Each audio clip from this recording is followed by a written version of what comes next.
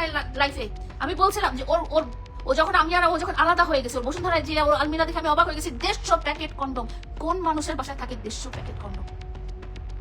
এবং কোন কি আছে তাতে? এইডস, তাতে এইডস, তাতে হার্পিস, তার ডিজিজ আছে, হার্পিস ডিজিজ আছে, তার এইডস ডিজিজ আছে। মেয়েরা যারা তোমরা ওর সাথে ঘুমাইছো তারা তোমরাও টেস্ট করো।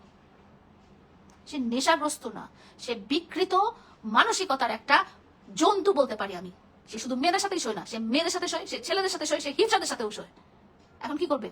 মানহানির মামলা করে দিবে আমার নামে? অপরাধী অপরাধ করলে সেটা নিয়ে সামাজিক অ্যাওয়ারনেস ক্রিয়েট করা একটা নাগরিকের কর্তব্য। এবং আমি তার মানহানি করছি না, তার আসল চেহারাটা আমি তুলে ধরছি। একটা অপরাধীর আসল চেহারাটা আমি তুলে ধরছি। সে একটা অপরাধী, অপরাধী, অপরাধী। তার পরিবার একটা সংঘবদ্ধ প্রতারক, প্রতারক, প্রতারক।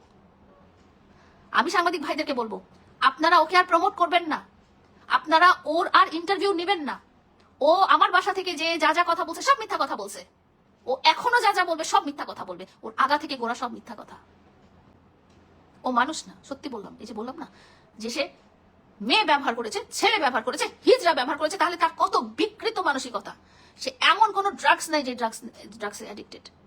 এবং আপনারা টেস্ট করেন, ডোপ টেস্ট করেন, হারভেস্ট টেস্ট করেন, এইচআইভি টেস্ট করেন, সব পজিটিভ। তারপরে আপনারা মামুন মামুন মামুন বলে পাগল। এই মামুনকে আপনারা চিনলেন কবে? এই মামুনকে চিনলেন যখন লাইলা ওকে বস্তি থেকে নিয়ে বাড়ি ধারা এনে রেখেছে।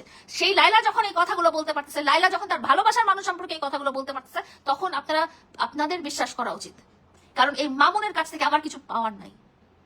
এ এক একটা মেয়েকে ধরবে, শুধু মেয়ে না, এক একটা ছেলেকে ধরবে, এক একটা হিজড়াকে ধরবে, তাদের টাকা পয়সা নিবে, তাদের সাথে শারীরিক সম্পর্ক করবে।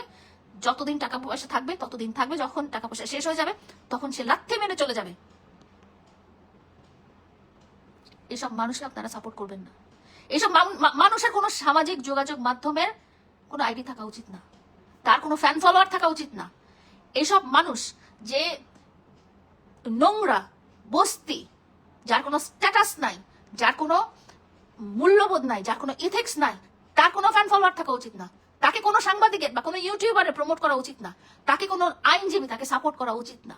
কারণ সে একের পর এক নারীদের সাথে এই বিয়ের প্রতারণা, এইভাবে শারীরিক ও একসাথে ওর বিছানায় একসাথে 5 থেকে 10টা মেয়েও ঘুমাইছে, এরকমও আছে। ওর নিজে ভাবে বলছে যে ও তো ছোটবেলায় যখন ওর বয়স ধরেন 7, 8, 9, ওইরকম অবস্থায় কম্বলের 2 পাশে 2 মেয়েকে নিয়ে ঘুমাইতো। আমি নিজে দেখছি ওর মা 200 টাকা নিয়ে ওর বেডরুমে মেয়েদেরকে ঢুকাইতো। ওর মা তার দালাল, 200 টাকা নিয়ে বেডরুমে ঢুকাইতো তার ছেলে। আমি থাকা অবস্থায় তার লাইফে আমি বলছিলাম যে ও যখন আমি আর ও যখন আলাদা হয়ে গেছে, ওর বসুন্ধরায় যে ওর আলমিরা দেখে আমি অবাক হয়ে গেছি। 150 প্যাকেট কন্ডম। কোন মানুষের বাসায় থাকে 150 প্যাকেট কন্ডম? এবং কোন মানুষের মা বাবা বোন থাকা অবস্থায় সেখানে মেয়েরা যে রাত কাটায়? অনামিকা ঐশীর মতো মেয়ে যে ওখানে নাইট স্টে করে আছে, ভিডিও আছে আমার কাছে। কিভাবে? ও বলছিল না এগুলো আমাদের শুটিং ছিল। ও যে সব চ্যানেলগুলোতে যে ইন্টারভিউ দিয়ে আসছিল, হ্যাঁ, যে সে রণবীর সিং এর মতো নগ্ন হয়ে শুট করতেছিল অনামিকা ঐশীর সাথে, সেই শুটিং এর ভিডিও কোথায়? সেই সিনেমাটা কোথায়? আমি দেখতে চাইতো। সেই সিনেমা কি সেন্সর বোর্ডের থেকে পাশ করে আসে নাই? সেই সিনেমা কোথায় আজকে? কে নাকি আমি নেশা করা শিখিয়েছি, তাকে নাকি আমার বাসায় বন্দি করে রেখেছি, সে নাকি আমার মানে আমাকে কখনো ইউজ করে নাই। তাহলে এখন কি হচ্ছে কার লাইফে?